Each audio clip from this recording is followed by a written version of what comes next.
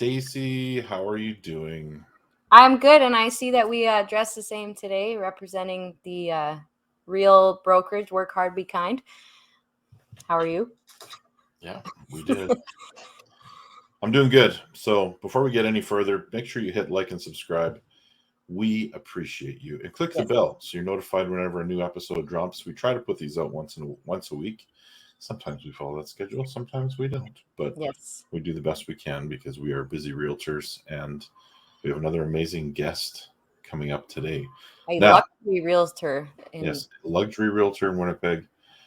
Talk about that in a minute, but how have things been for you over the past little bit? Well, fighting off the typical fall colds, and yeah, just working on some new listings. I have quite a few listings right now. And one thing that I've been on the road a lot, so one thing I kind of like to talk about today is agent safety. I don't know um, if it's as big of an issue for males, but there is still the option of, something happening to any of us.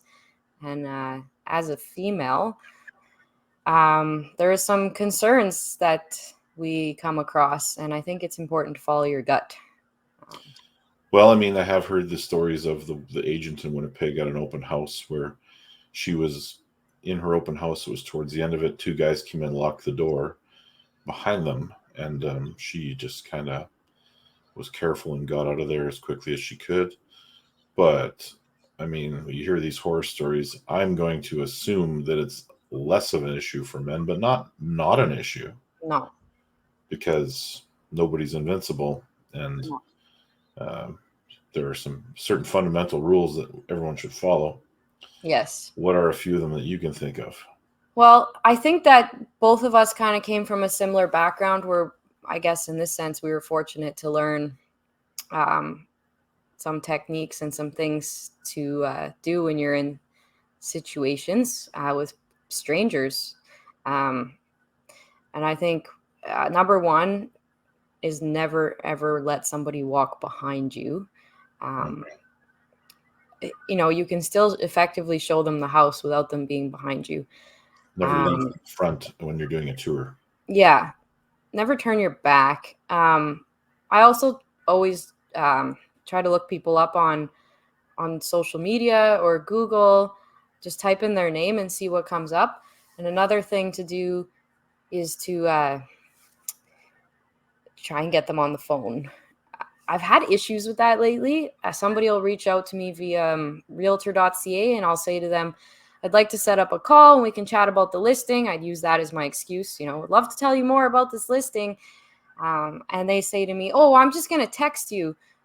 Just going to text you. And I insist on a phone call. And I've actually had people just stop responding to me because I won't continue a conversation via text and I want to set up a call. And you know what? I figure you're not serious enough as a buyer if you're not willing to have a 2-minute phone call with me. Yeah. So I take the risk and potentially lose the client, but I didn't get into this career so I could quickly get out of it after having unfortunate issues. So Yeah. So you pointed out that we're both from a background of corrections. I used to be a facilitator for ISR, which is like the self defense refresher that we train all of the people in every year. I've got a bit of a background in combat stuff, so it's not something you ever hope to use, but there are some certain fundamental things that I think there are actually self defense courses out there for people. But on the other side of that, just making sure you're safe. So they actually screen you in the listing if there's issues about the property, if there's no cell service, that kind of thing. So you can prepare ahead of time.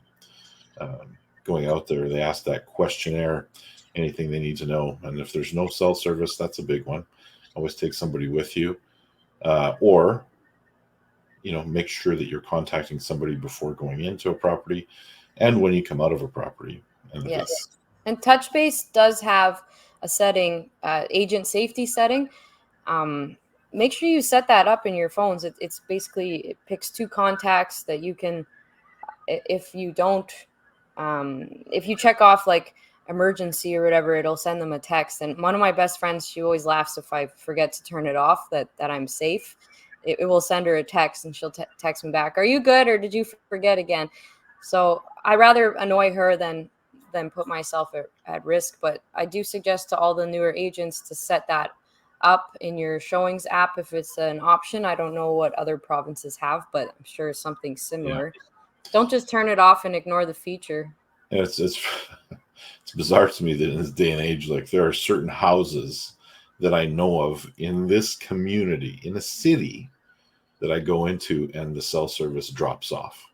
It's Yes. like there's a tower here, here, and here, and just this little donut So- hole in the middle. You can't get a signal. Yes. So A lot of the showings that I do are in the middle of nowhere too, so yeah, it might take somebody to come save me a long time. I did purchase. There's like dog pepper spray that you can buy, so it's just very minimal pepper spray for dogs. So even in the event of coming across a wildlife, it's just something good to have in your pocket. yeah. You know, that's something nobody talks about, is because we do so much work with rural listings. Like, coming across wildlife is actually a concern for us. Yes, I have been showing a rural property where we were walking through grass that was over 3 feet tall, and all of a sudden we all could smell a skunk. And, we got out of there as fast as we could, because nobody wants that. I believe you sent me a video of a bear running across a yard when you were doing a showing. Yeah, there's been bears. There's been other things going on. I was all the way out by the American border showing a place the other day out in Piney, Manitoba, and there was foxes running around. So, the pepper spray's safe to have for animals and for, the unfortunate instances of others. So. Anyway, talk to your broker. They will point you in the right direction of some preparation tools and measures that you can implement into your business. Or ask us. We are both knowledgeable in that area, I feel. So. Yep. But onward to our guest, Dayna Cantin. Of the Dayna Cantin team, she is an amazing luxury agent in Winnipeg. Check out her social media. Just search her name. She has some awesome listings that will blow your mind. And if you're looking into this from another province or another country, you'll see what your buying power in Winnipeg, Manitoba can actually do in comparison to those same houses in your home community. It might actually entice you to relocate when you can see what you can get out here.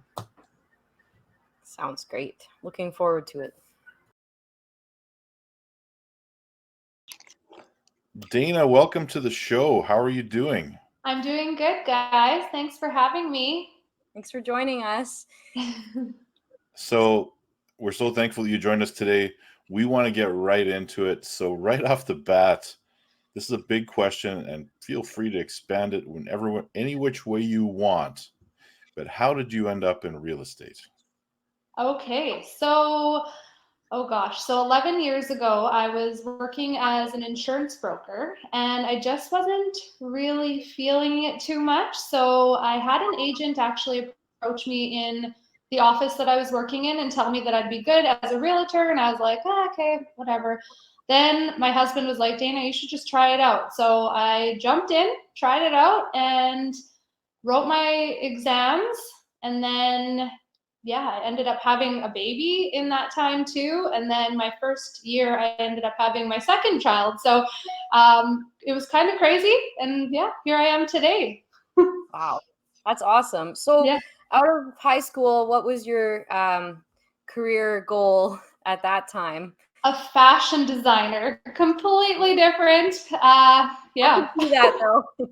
You're always one of the better dressed agents at our events, and I'm always in a t-shirt. So. Oh gosh, no. It's it's nice. That's an interesting career and probably hard to get into. Hey. I took a year off school when I graduated and was like, I'm just going to kind of wait it out to see, because in Winnipeg, there's not many fashion design courses to go to or school. So it was kind of looking at Toronto, and I wasn't ready to do that. So I ended up in insurance and then real estate.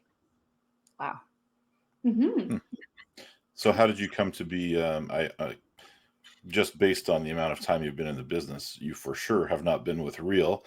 So can you talk a little bit about where you started and how you came to join Real? Yeah, so I originally started with Remax. I was a licensed assistant under an agent, and that lasted for just under a year. Then I decided that wasn't the right fit for me, and I moved over to another brokerage, which was one of my really good friends. And yeah, and then from there, the reason moving to Real was mainly just growth and growing the team. So I wanted to start my own team, which I did when I left the other brokerage. And yeah, here I am today at Real, growing my team with 2 new agents. So Alexis and Annika both have joined, and looking at 2 more who are doing their license. So then it will be 5 of us. Wow, congratulations. That's awesome. And I was looking at your listings the other day. You have some really nice listings. Thank you. So like we joined Real in June. When did you join? So right when they announced. So Okay. May. Okay. Yeah. So what is your favorite part about Real? I really like the pay structure was a big one for me, to be honest with you. And as well as like the collabing. So I've always been one to, when I do a deal with another agent, to tag them and be like, hey, good job, and like call everyone out for, doing an awesome job. So that was a huge thing with me, to share different things with everybody at Real is awesome and wants to share stuff and wants to collab together. So I really loved that aspect of it. And of course the pay was really exciting for me too. Nice. You've been in the business 11 years. 11 years. You've seen some ups and downs. Right now, we could argue that we're on a bit of a down. What are you doing to adapt to that with your business?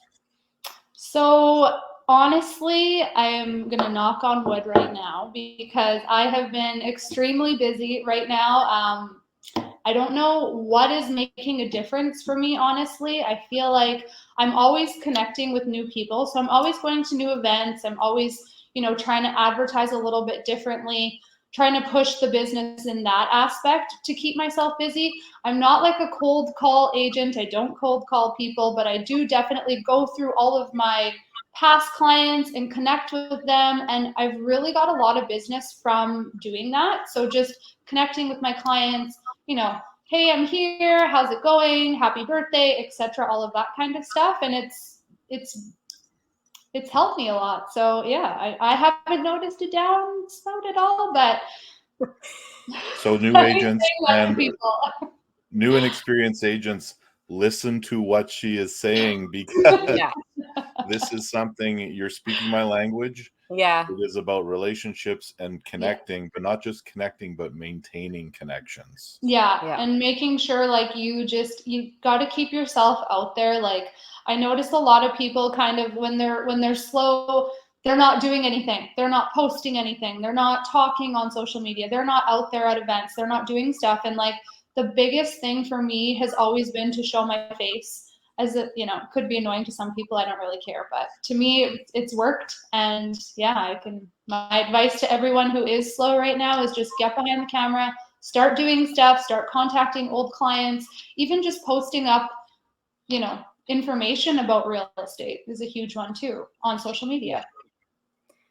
I started writing my Christmas cards already. Yeah, I was going to ask her that. You stole it.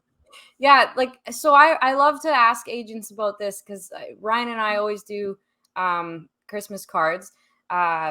He kind of was the one who pointed me in that direction when I was newer.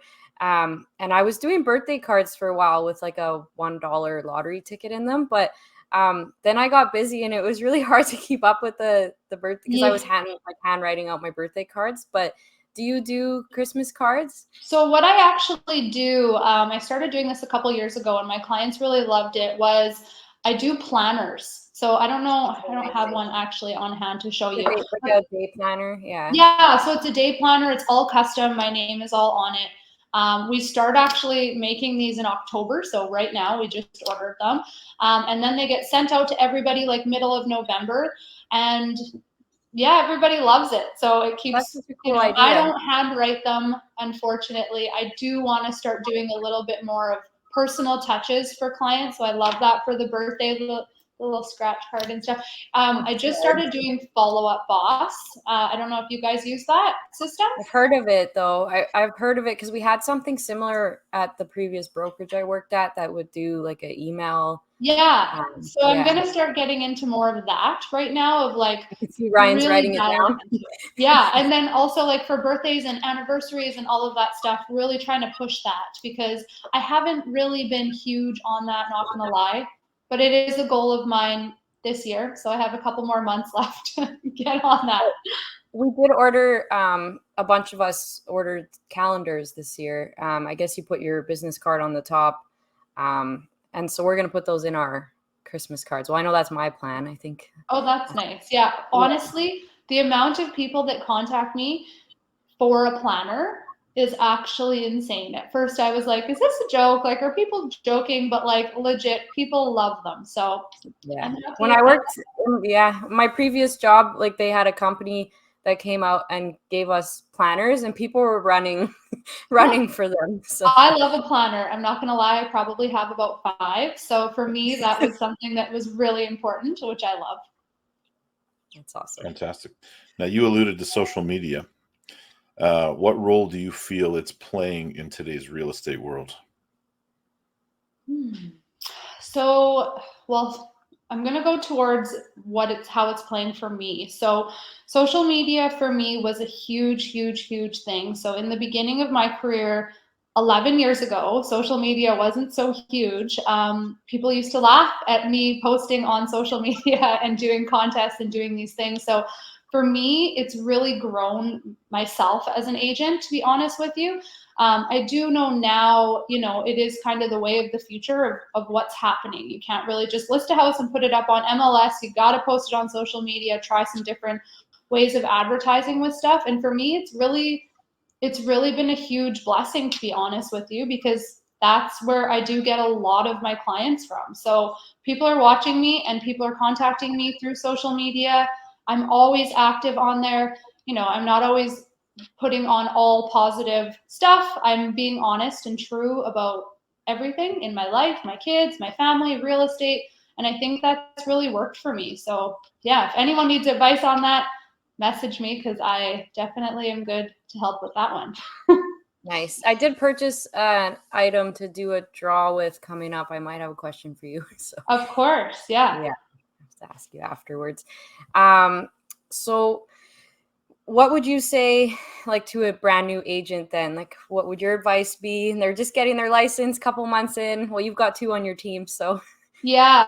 So we've had this talk a lot actually. So I really revert back to making sure that like you're putting yourself out there. So if that means, you're going and knocking on people's doors or you're handing out mailers or whatever it is, do it. So like let people know in your area that you're a real estate agent. Like even if you feel, it's kind of embarrassing to go knock on someone's door or do all those things. I did that in the beginning.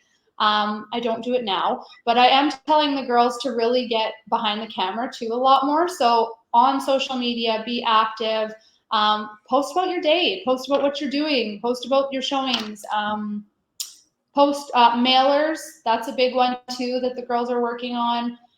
Cold calling too, going back through like, again, my client list and kind of calling them and just reminding them that we're here and all of that stuff. So mainly, I would say just get behind the camera, go introduce yourself, leave business cards places, like random places that you're going, just leave business cards. It puts your name on. I do like to do that.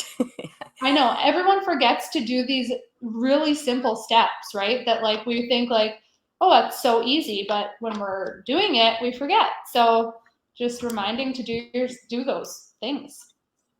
I ordered business card magnets and I stick them everywhere. Oh, see, that's a good idea. People are going to remember you. Yeah. When people like go see to community centers, right? I go to the community center and put them on the fridge and like stuff like that. Good. That's Move them huge. all over. It'll Yeah, pay it's off in the amazing. end. It is amazing how those little things can suddenly, you get a lead from it and you end up, 100%. you know, generating a commission off of something so simple. Yeah. Yeah. So you alluded to this a little bit already, but are there any other strategies that you employ to maintain strong relationships with your client base? I mean, really, I feel like I've kind of covered that with just like connecting, right? So making sure that like, if you're on Facebook, you're going through whose birthday it is, connecting with them that way. The odd text saying hi, how's it going? Sending out the calendars like that. I am planning to do a client appreciation that I'm working on right now, which would be my first one. So I haven't done this yet. I've wanted to do this for years, and it's just always been on the back burner. So that's going to be a big event that I'm pretty excited about. I'm going to host it at one of the show homes that I have with Artista Homes now. And yeah, it'll be fun. Do you want to tell us a bit about what you do with the show homes? Yeah, so I just have partnered with Artista Homes, as you all could probably see on my social media, and the Amero Group as well. So we are doing it together, which is pretty cool because not a lot of agents, well, actually no agents in Winnipeg have ever done this, where two separate luxury agents, we call ourselves, are combining together. So again, collaborating, huge word with real, and then just working together to sell as much homes as we can. With, in our mind, is Winnipeg's top luxury builder is Artista Homes. So we're super excited to come together and put out some new marketing and do this together. We're really excited about it. The girls, they're just learning about the new build, so that's also super exciting, where they're going to be in some show homes and learning a lot of information about that. Creative Homes just happened, so that's over now. Yes. Yeah, it's good. So are you at the show home every week then? Like, so the one that I have right now is on Curry. I don't know if you guys have seen this one. It's the one with the basketball net, so everybody knows about this house. I feel most agents know about this house. We were there only on the weekends. What we're going to do is probably open up every second weekend now that Creative Homes is over, and then just on an appointment basis. Nice. Mm-hmm. Awesome.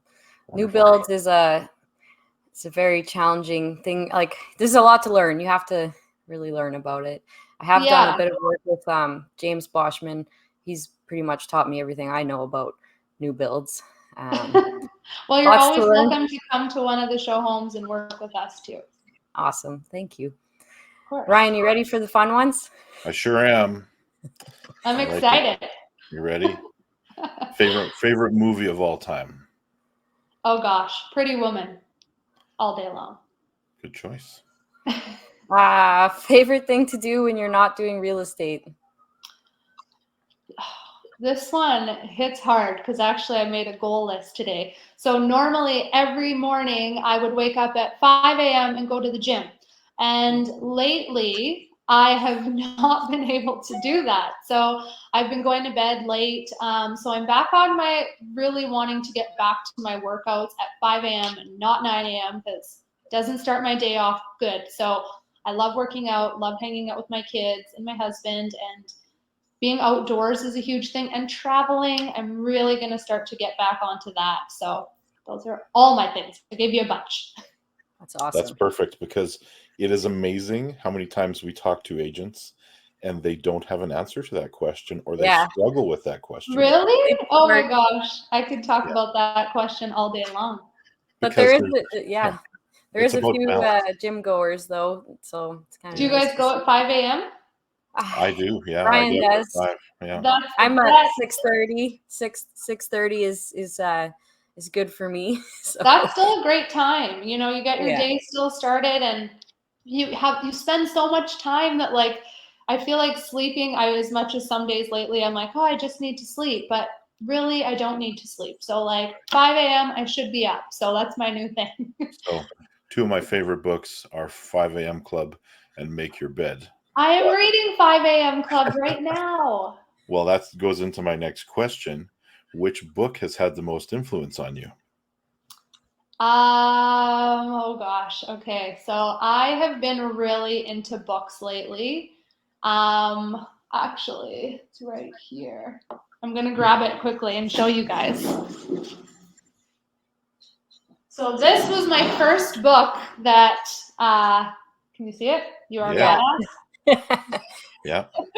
So this book really, really, really started me back into reading. And it was about like how to stop doubting your greatness and like really put yourself out there. So that was my first one. And then I kind of just kept going. I'm now on the 5 a.m. club, which also I'm really into right now and loving it. But that was my first favorite one. And I always go back to that one when anyone asks me about that. You should, have you given How to Win Friends and Influence People? I still think that was the best one. So No, I haven't. So good. Learned a lot about communication.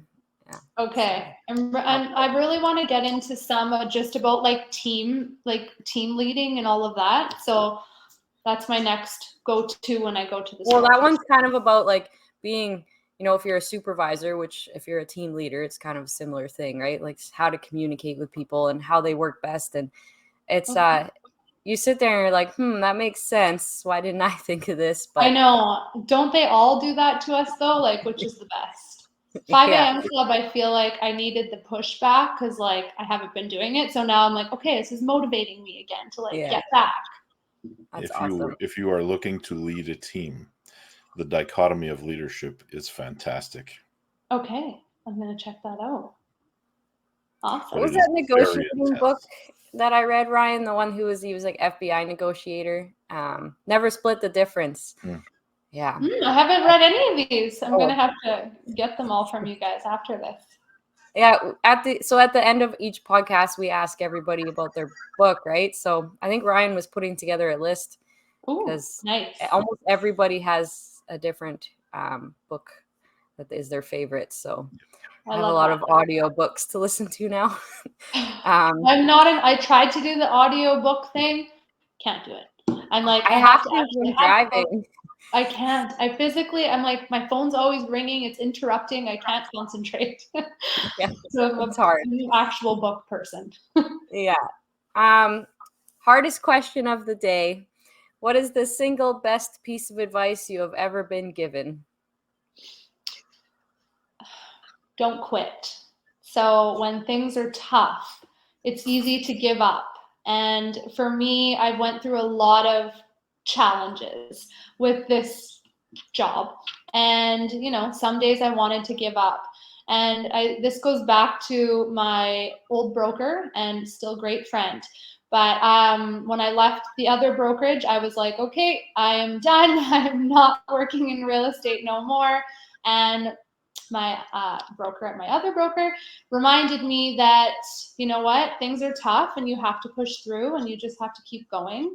And that's always been such a huge thing in my mind. And still to this day, I remind myself, never give up, never quit, just keep pushing. Excellent. Yeah.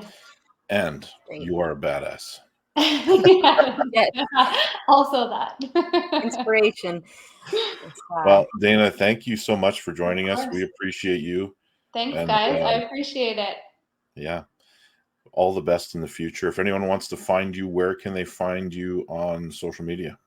Dayna Cantin. Just search my name and I will pop up. And the Dayna Cantin team now has an Instagram account. Yes. So you can see everything there.